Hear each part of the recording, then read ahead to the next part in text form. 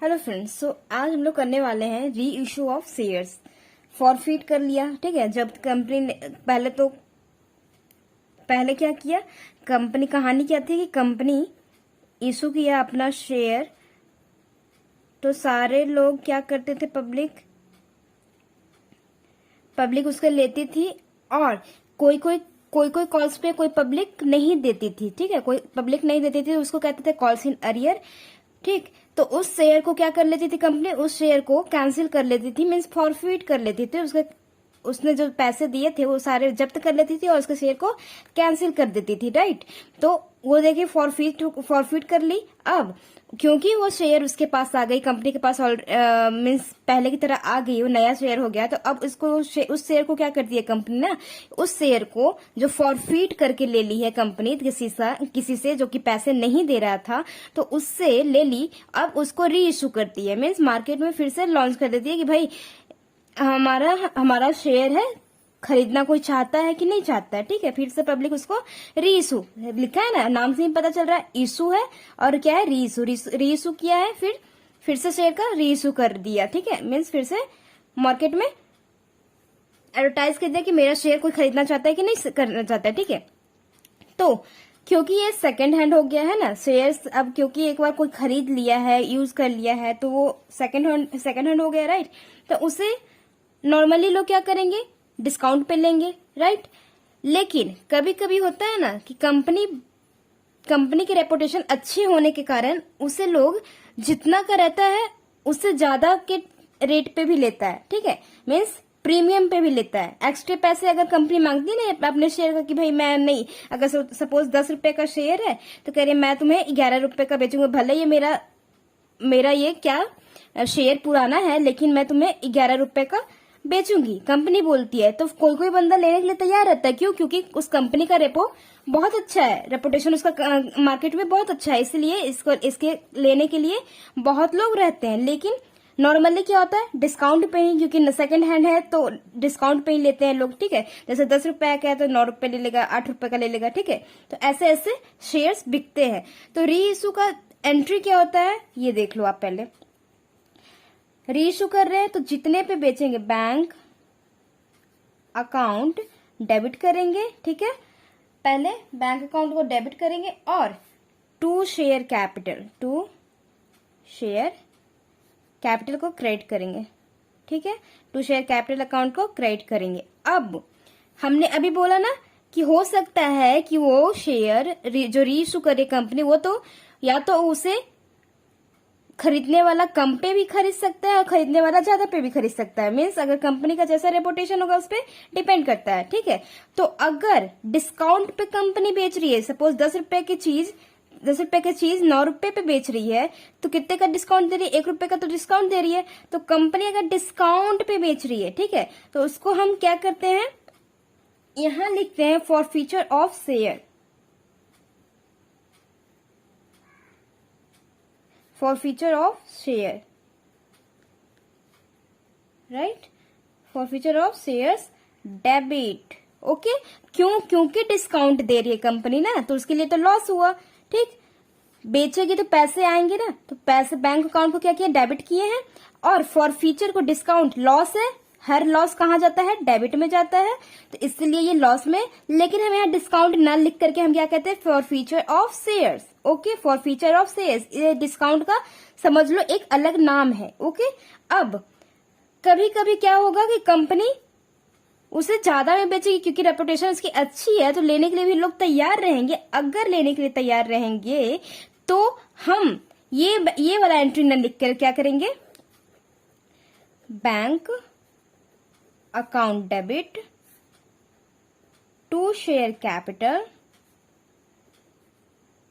Account to SPR securities premium reserve, जो कि हम लोग पढ़ते आए हैं अभी तक कि जो भी अगर एक्स्ट्रा पैसे मांगती है कंपनी तो वो सारा कहाँ जाता है, ये वाला कैपिटल, शेयर कैपिटल नहीं लेता, सिर्फ और सिर्फ अपना फेस वैल्यू लेता है। ये कहाँ जाता है एक्स्ट्रा पैसे, SPR के गुल्लक में, ठीक है।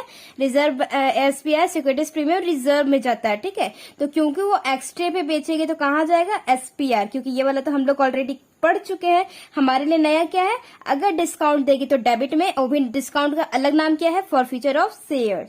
ओके, तो डेबिट कर देंगे, क्यों, क्योंकि ये लॉस है कंपनी के लिए, ठीक है जी। ओके, प्रीमियम पे होगा तो ये वाला जो कि हम ऑलरेडी जानते हैं, डिस्काउंट पे होगा तो ये वाला, री इशू, अगर री इशू शेयर कर रही है तो। अब पैसे कौन कौन से जाएंगे, पैसे का लैंग्वेज देख लो आप लोग। पैसे में देने के लिए ना, जैसे कि बैंक है तो कितने पे, कंपनी कितने पे बेची है, ठीक है, अपना शेयर कितने पे बेची है। शेयर कैपिटल में जाएगा, face value means exactly share है कितने का। ओके, तो आपको लैंग्वेज में पता है किस तरह के दिया रहेगा। देखो, री इशू, सपोज 2000 शेयर जो कि फॉरफिट कर लिया गया है, ठीक है, तो 2000 शेयर को री इशू कर दिया कंपनी, ठीक है। तो 200 शेयर्स री इशूड एट या फॉर ₹8, ठीक है, 8। ओके, ठीक है जी। अगर क्वेश्चन में इस तरह का दिया रहेगा, एट या फिर फॉर दिया रहेगा ₹8, ठीक, तो इसका मतलब क्या है कि 8 रुपए में बेची है कंपनी, ठीक है, कंपनी 8 रुपए में बेची है। और तो बैंक में हम क्या, कौन सा अमाउंट डालेंगे, ये 200 इंटू में 8, ओके, 8 ₹4 8 ₹4 जो दोनों में से कोई भी लैंग्वेज रहेगा तो आप क्या लिखोगे, ये वाला अमाउंट यहां लिख दोगे। ओके, और शेयर कैपिटल में कौन सा पैसा जाएगा, शेयर कैपिटल में देगा अगर ये इतना ही क्वेश्चन देकर के फुल स्टॉप रख दिया है, लगा दिया है, ठीक है, और क्वेश्चन आगे कुछ नहीं दिया है, तो कॉल्ड अप जानते हो ना, मीन्स कब, अब कौन से इंस्टॉलमेंट तक कंपनी मंगा चुकी है शेयर को, इंस्टॉलमेंट को, पैसे को, वो कहते हैं कॉल्ड अप, जो कि हम लोग ऑलरेडी पढ़ चुके हैं। सपोज 10 रुपए है, एक एप्लीकेशन का, कुछ एप्लीकेशन में से मंगवा रही है, कुछ अलॉटमेंट के नाम से मंगवा रही है, कुछ फर्स्ट कॉल के नाम से, कुछ सेकंड कॉल के नाम से। सपोज यहां तक कंपनी अलॉटमेंट तक कंपनी मंगा चुकी है, तो हमारा कॉल्ड अप क्या रहेगा, सिर्फ ये दोनों। सपोज यहाँ पे हो जाएगा 3, यहाँ 2 और यहाँ 3, यहाँ 2, ठीक है, 10 हो गया ना, 3 एप्लीकेशन पे, 2 अलॉटमेंट पे, 3 फर्स्ट कॉल पे और 2 सेकंड कॉल पे। ओके, तो क्योंकि कंपनी अभी कहां तक मंगा दी है, अलॉटमेंट तक ही मंगवाई है, तो हमारा कॉल्ड अप क्या हो जाएगा, 5 रुपए, सिर्फ और सिर्फ 5 रुपए, है ना। और अगर पूरा मंगवा ली होती तो, और रीइशू हम यहाँ कर रहे होते तो, अगर हमारा सारा मंगवा लिए और कंपनी तब रीइशू का एंट्री कर रही है, मीन्स हम लोग रीइशू का एंट्री तब कर रहे हैं सारे कॉल्ड अप होने के बाद, तो हम क्या लिखते हैं शेयर कैपिटल में, पूरे के पूरे 10 रुपीज। क्योंकि अगर कहीं भी सपोज अलॉटमेंट के बाद ही हम क्या कर रहे हैं, रीइशू का एंट्री कर रहे हैं, तो हम क्या करेंगे कि जितना तक कॉल्ड अप हो चुका है वो वाला अमाउंट डालेंगे, 5 रुपए, जैसे कि, है ना। कॉल्ड अप समझ गए, जहां तक कंपनी मंगवा चुकी है इंस्टॉलमेंट, वो होता है कॉल्ड अप। तो ये अगर लिखा रहे सिर्फ 8 रुपीज और 8 और 4 करके, तो रुपीज ए वाला कहाँ डालोगे, बैंक में, और शेयर कैपिटल में कॉल्ड अप जहां तक कंपनी मंगवा चुकी है। अगर कुछ नहीं दिया है तो अब समझ लो क्वेश्चन में आप लोग ऐसे अज्यूम कर लेना, ठीक है, सॉरी। ओके जी, और ये क्वेश्चन अगर बढ़ा दे, कॉमा दे के लिख दे कि ₹10 पेड अप, ₹10 पेड अप, ठीक है। 10 पेड अप का मतलब यहाँ 8 और 4 रुपीज, तो 8 बैंक में जाएगा ही, मीन्स इतने का ही कंपनी ने अपना शेयर बेचा है। लेकिन शेयर कैपिटल में कौन सा अमाउंट जाएगा, पहले तो कॉल्ड अप जा रहा था जितना मंगवाई कंपनी, लेकिन अगर पेड अप ये वाला दे दिया है क्वेश्चन में, अगर आपको ये वाला दिख गया पेड अप, तो आप ये वाला अमाउंट लोगे 10 वाला, ठीक है, ये मीन्स पेड अप वाला 10 रुपए है ना, तो यहाँ पे लिखोगे 200 इंटू 10। पेड अप अगर रहा तो ये वाला लोगे, अगर पेड अप नहीं रहा तो ये वाला लोगे। और अगर दोनों ही लिख दिया, कंफ्यूज करने के लिए कभी कभी कर भी देता है कि पेड अप कॉल्ड अप सब लिख देता है, कोई नहीं, तो हमारा पहला प्रायोरिटी क्या होगा, ये पेड अप, ठीक है। पेड अप का काम करेंगे, पेड अप वाला लिखेंगे शेयर कैपिटल में, उसके बाद ही कॉल्ड अप अगर नहीं रहा तब कॉल्ड अप की ओर देखेंगे, ठीक है। लेकिन इस बैंक में कौन सा आएगा, एट और 4 के बाद वाला ही अमाउंट आएगा। ये लैंग्वेज याद कर लो, एट और 4 के बाद वाला ही आएगा इस बैंक वाले में, ठीक है, समझ गए। ये हमारा होता है थोड़ा सा पैसे का लेन देन क्या होगा, ठीक है जी। अब क्योंकि देखो 10 हो गया पेड अप, यहाँ पे 10 लिख दिया, यहाँ पे 8 लिख दिए, तो 10 रुपए की चीज थी। शेयर कैपिटल में क्या दिखाता है, हमेशा जो चीज जितने की होती है वही चीज दिखाता है। तो ये 10 रुपए की चीज थी, 10 रुपए का शेयर कैपिटल में क्या है, 10 रुपए की चीज थी, बिका कितने में, 8 रुपए में। तो कंपनी क्या दी है, इट मीन्स कंपनी डिस्काउंट दी है। कॉमन सेंस की बात है कि कंपनी ने क्या किया, डिस्काउंट पे बेचा है ना। कितने डिस्काउंट पे, 2 रुपए, तो 200 इंटू 2 है ना। रेशो कितना की है, 200 इंटू क्या हो गया 2, 2 रुपए का डिस्काउंट है ना, समझ गए। ये जो जितना का रहता है वो वाला अमाउंट, उसमें से आप जितने में बेचती है बैंक में अकाउंट, और समझ जाओ जितना अगर ये क्योंकि 10 रुपए की थी और ये 8 रुपए है, इट मीन 8 रुपए में बेची है, तो 2 रुपए का डिस्काउंट दी होगी कंपनी, तो डिस्काउंट में ये वाला एंट्री लिख करके ऐसे कर देंगे, ठीक है। ओके जी, समझ में आ गया। अब इसमें एक एंट्री तो ये वाली बनती है, दूसरी एंट्री क्या बनती है, दो बनती है इसमें एंट्रियां, ठीक है, एक नहीं। इसमें शेयर फॉरफीचर में तो क्या था कि एक ही बनती थी, लेकिन इसमें क्या होता है कि 2 एंट्रियां पास होती है। कौन कौन सी, यहां पे आएगा फॉरफीचर शेयर,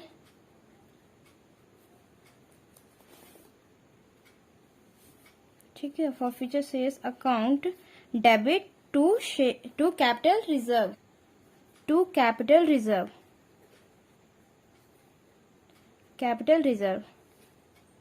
ठीक है, समझ गए। इसका एंट्री क्या होगा, कैपिटल रिजर्व। इसमें क्या क्या 2 एंट्री बनेगी, एक तो ये वाली, या फिर प्रीमियम डिस्काउंट पे रहेगा ये वाली, प्रीमियम पे रहेगी ये वाली, और इन दोनों के साथ कौन सा बनेगा, एक ये वाली entry, forfeiture share account debit to capital reserve. इसका मतलब क्या है कि जो भी फॉरफीट वाला जो कि फॉरफीट कर रखा था हम लोगों ने, है ना, कंपनी ने फॉरफीट की थी ना, जितने जब्त कर लिए थे पैसे, सपोज ये 5 रुपया फॉरफीट कर ली थी, ठीक है, फॉरफीट कर ली थी, तो क्योंकि फॉरफीट वाला अमाउंट क्या रहेगा, 200, सपोज 200 शेयर थे, यहां लिख देती हूँ, 200 शेयर थे और फॉरफीट कितना कर ली, 5, ठीक, तो कितना हो गया, 1000 रुपए आ गए। तो इस फॉरफीचर में क्या कौन सा अमाउंट जाता है कि forfeiture share account debit to capital reserve, means forfeit किया हुआ कैपिटल जो है ना, उसको कैपिटल रिजर्व में डाल दिया जाता है, ठीक है। कहाँ, वो फॉरफीट वाला ऐसी कंपनी में इधर उधर नहीं ना पड़ा रहेगा कि जो पैसे जब्त कर ली थी कंपनी किसी बंदे का जो नहीं दे रहा था, तो वो इधर उधर तो पड़ा नहीं रहेगा, वो कहाँ जाएगा, कैपिटल रिजर्व में जाता है, ठीक है। रीइश्यू करने के बाद कहाँ रीइश्यू किया जाता है, उस पर जो बचा रहता है ना फॉरफीचर का शेयर का कैपिटल, वो कहाँ डाल देती है कंपनी, कैपिटल रिजर्व में डाल देती है, ठीक है। क्योंकि कैपिटल रिजर्व क्यों क्रेडिट हुआ, क्योंकि जो भी इससे रिजर्व बढ़ेगा, मान ली प्रॉफिट है ना, प्रॉफिट सारा क्रेडिट हो गया, ठीक है। देखो जी, फॉरफीचर शेयर अकाउंट डेबिट, इसमें अगर डिस्काउंट पे रहा, ठीक है, जैसे कि ये डिस्काउंट पे था ना, डिस्काउंट पे था,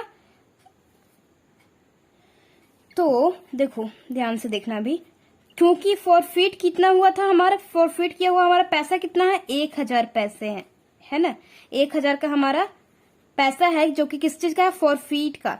अगर रीइश्यू करते समय आपका डिस्काउंट हुआ, कंपनी डिस्काउंट कर दी, तो एक तरह से लॉस हुआ ना कंपनी के लिए, इसलिए तो डेबिट में की है। तो वो भरपाई पता है कहां से करती है कंपनी, वो भरपाई अपने कहीं बिजनेस के और भी कहीं से डिस्टर्बेंस नहीं करती है किसी अमाउंट से, वो सिर्फ और सिर्फ क्या करती है कि जो फॉरफीट किया हुआ अमाउंट रहता है ना, उसी में से उस चीज को वियर कर लेती है, ठीक है, उसी में से उसको कवर कर लेती है कि जो लॉस हुआ हमारा इस चीज का इतने का शेयर था, 10 रुपए का था, लेकिन 8 रुपए में बेची, 2 रुपए का जो लॉस हुआ वो कहाँ से कवर कर लेती है, कवर अप कर लेती है, वो इस 1,000 रुपए में से कवर अप कर लेती है, जो कि फॉरफीट किया हुआ पैसा है ना। ये क्या है, फॉरफीट किया हुआ पैसा है। तो उसको अगर रीइश्यू करते समय कंपनी को लॉस हुआ है तो लॉस कहाँ कर लेगी कंपनी, ये इसमें से कवर अप कर लेगी। ठीक है, तो कितना लॉस हुआ है, 2 2 जा 4, 400 का लॉस हुआ है, 400 का। तो इसमें से 400 माइनस कर दीजिए, कितना बचेगा, 600, राइट।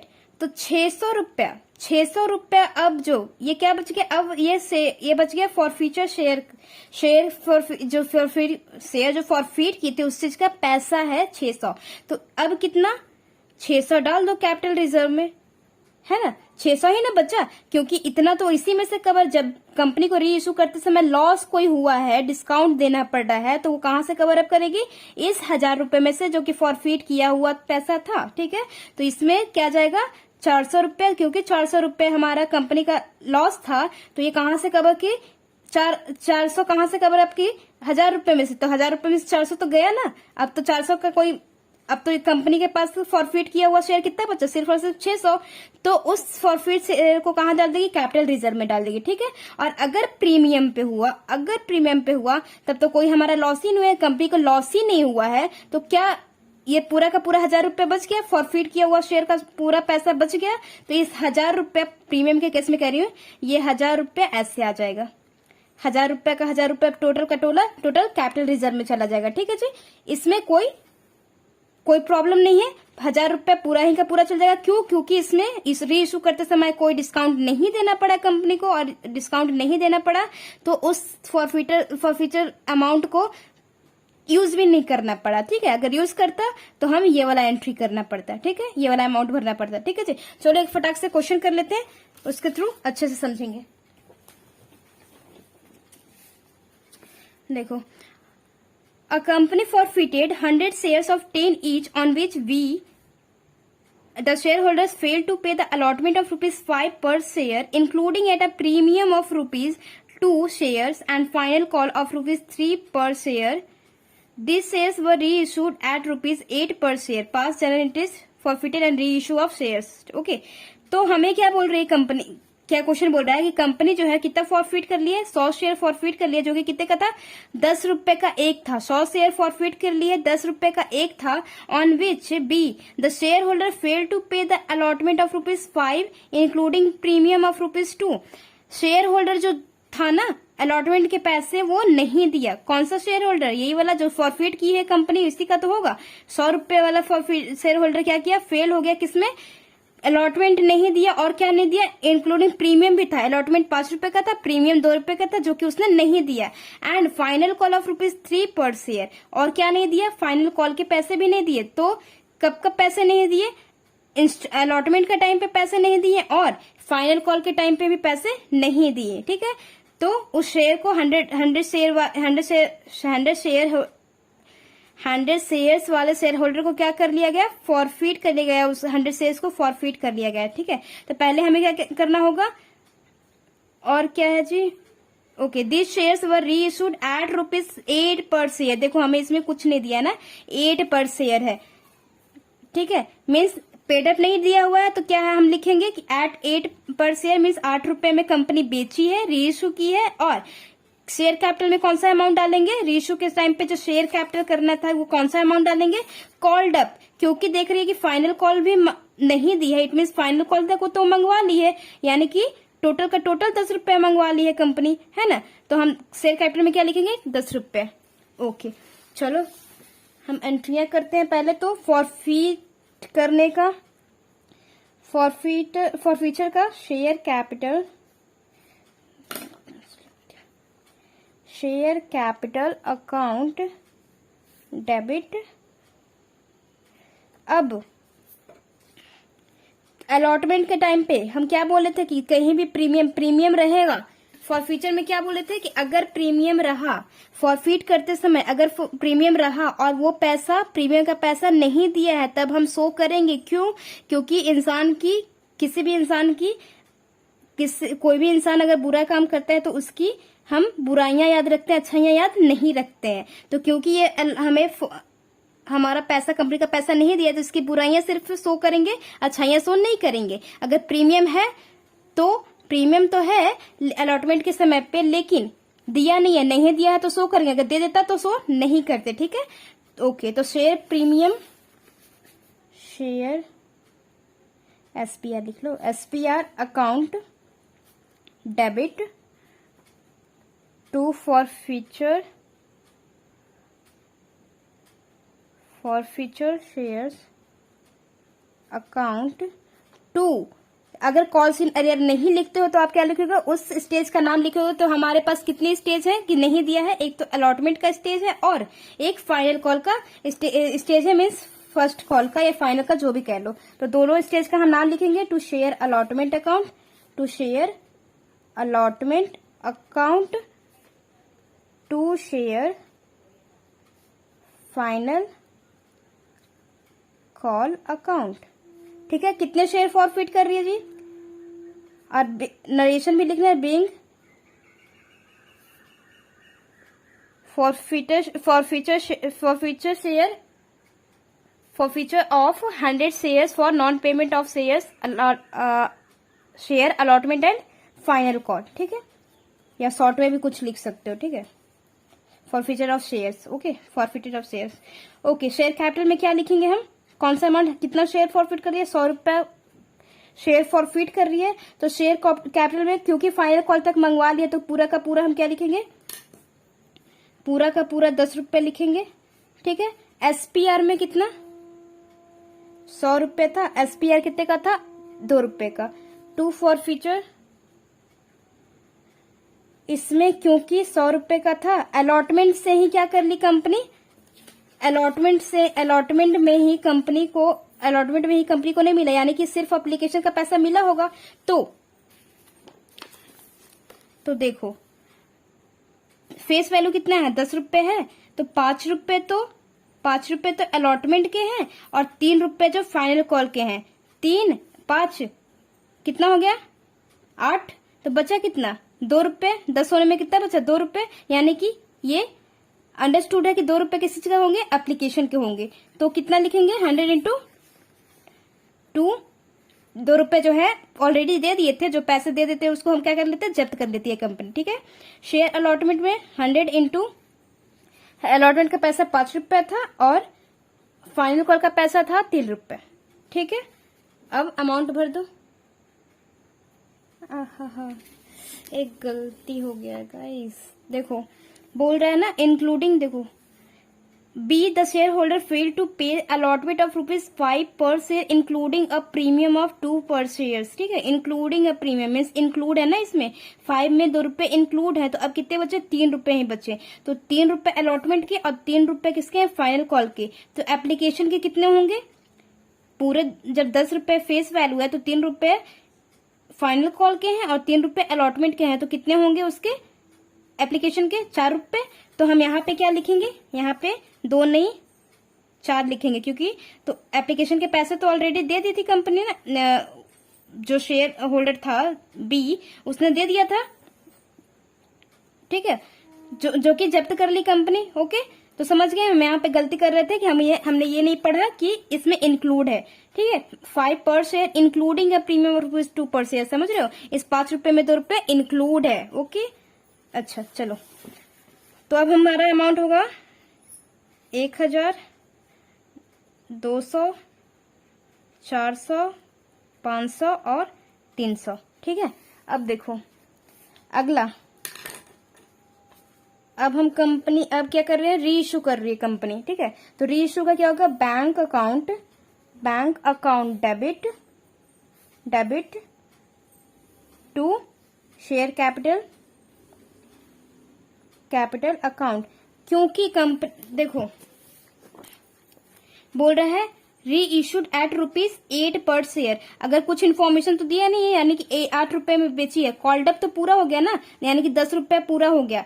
ठीक है, तो 10 रुपए तो वैल्यू है, शेयर कैपिटल में जाएगा 10 रुपए और 8 रुपए का कितना है, ये यहाँ पे आएगा 8 रुपए।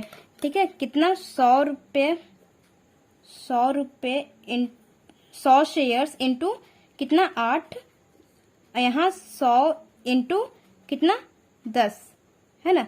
तो क्योंकि ये 10 का है और बेचा कितने में 8 में, तो डिस्काउंट पड़ा है ना, डिस्काउंट दी है कंपनी, तो फॉरफीचर शेयर लिखेंगे।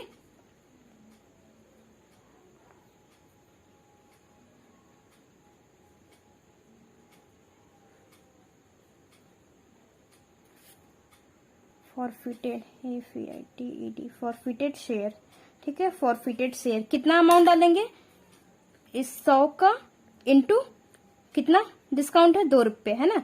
तो क्या लिखेंगे यहाँ पे लिखेंगे 800, यहाँ लिखेंगे 200, यहाँ लिखेंगे 1000, हो गया।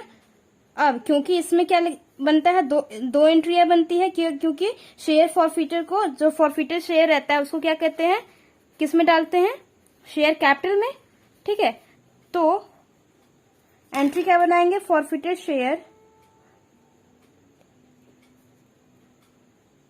Account debit to capital reserve में डालते हैं ना, कैपिटल रिजर्व कितना डाल देंगे, कितना बचा, फॉरफिट कितना हुआ था 400 है ना, 400 में से कितना यूज हो गया, 200 यूज हो गया, तो कितना बचा, सिर्फ और सिर्फ 200 है ना, समझ गए। 400 फॉरफिटर शेयर कितना था, फॉरफिट कितना किया, तो फॉरफिटेड शेयर 200 थे, और फॉरफिटेड शेयर 200 थे, जो कि हम कवर, यहाँ पे डिस्काउंट देना पड़ा कंपनी को, तो कहां से कवर करती है कंपनी, इस फॉरफिटेड शेयर में से, तो इसमें से 200 यूज करेगी, तो कहाँ जाएगा 200 रुपये, सिर्फ और सिर्फ कितना बचा फॉरफिटर में सिर्फ और सिर्फ 200, तो यहाँ पे आ जाएगा 200। Okay ji, okay guys, that's all for today, till then bye bye, take care.